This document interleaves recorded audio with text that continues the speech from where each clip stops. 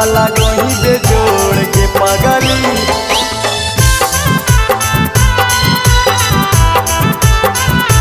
जब जब करो ही आखी कजरवा लागोही बेजोड़ के पगली।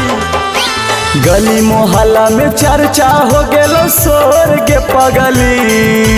गली मोहल्ला में चर्चा हो गेलो शोर के पगली। जब जब करो ही आखी कजरवा लागोही बेजोड़ के पगली। जब जब करो ही आखी कजरवा लागोही बेजोड़ के पगली।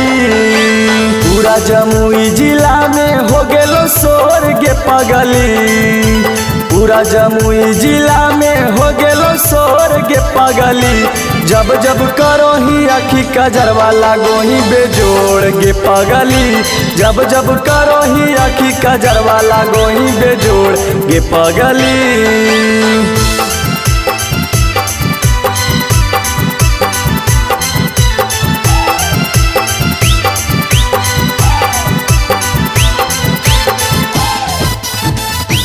जब जब करो ही आखी कजरवा लागोही बेजोड़ के पगली।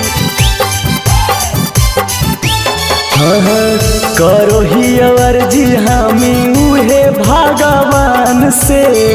राम जी बनल कौ तोरा कवन माटी सान के। आगे तोरा कवन माटी से बनल कहोगे। करो ही अर्जी हमें उहे भगवान से। राम जी बनल कौ तोरा कवन माटी सान के। हे गे लाखों में ही एक नहीं तोरा जोड़ के पगली। हे गे लाखों में ही एक नहीं तोरा जोड़ के पगली। जब तो करो ही आखी कजरवा लागोही बेजोड़ के पगली।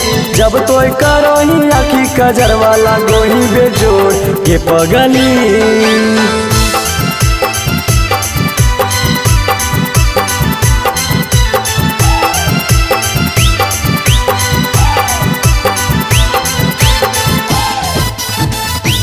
जब जब करो ही आखी कजरवा लागोही बेजोड़ के पगली।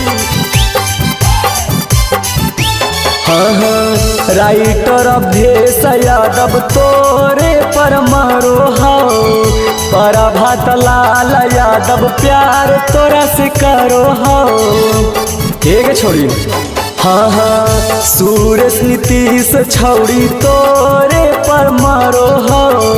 प्रभात लाल यादव प्यार तोरा से करो हाओ। हे गे करी है नहीं तो इग्नोर के पगली। हे गे करी है नहीं तो इग्नोर के पगली। जब जब करो ही आखी कजरवा लागोही बेजोड़ के पगली। जब जब करो ही आखी कजरवा लागोही बेजोड़ के पगली। आगे समझे ना गे।